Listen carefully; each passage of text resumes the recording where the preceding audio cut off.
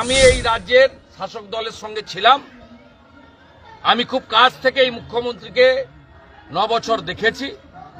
গোটা রাজ্যে কি ব্যুরোক্রেসি, কি পলিটিক্যাল, সব সমস্যার কেন্দ্রবিন্দু এপি সেন্টার হচ্ছে নবান্ন 14 তলা। আমি মনে করি এই রাজ্যের সবাই যোগ্য, একজনই অযোগ্য, তার নাম হচ্ছে তাকে যদি সরানোর আন্দোলন হয়, সে আন্দোলনে আমি সামনে থাকতেও রাজি আছি, কোনো সমস্যা নেই। একটা জিনিস বুঝতে পারছি না, এটা অভয়াকাণ্ডতেও কার্যত আন্দোলনটা সাস্টেন করে, এটা আমার কথা নয়, বাবা মার কথা।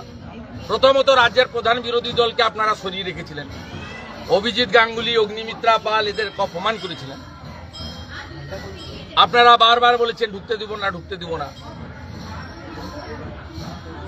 আবার এই আন্দোলনে আপনারা আচার্য সদনে বসছেন, অন্য জায়গায় যাচ্ছেন, করছেন। অনেকগুলো দাবি আছে।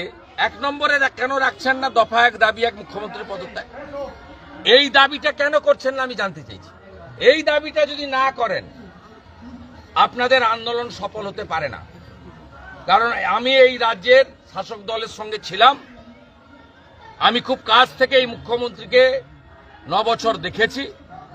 গোটা রাজ্যে কি ব্যুরোক্রেসি, কি পলিটিক্যাল, কি এমএলএ, ল মেকার, এমপি, মন্ত্রী, all are lamp post.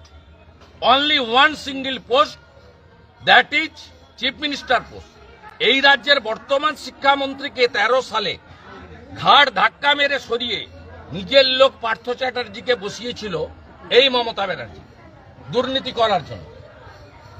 এই মমতা ব্যানার্জি গত সোমবার দিন নেতাজি ইন্ডোর স্টেডিয়ামে পার্টির ক্যাডারদের নিয়ে মিটিং করেছিল।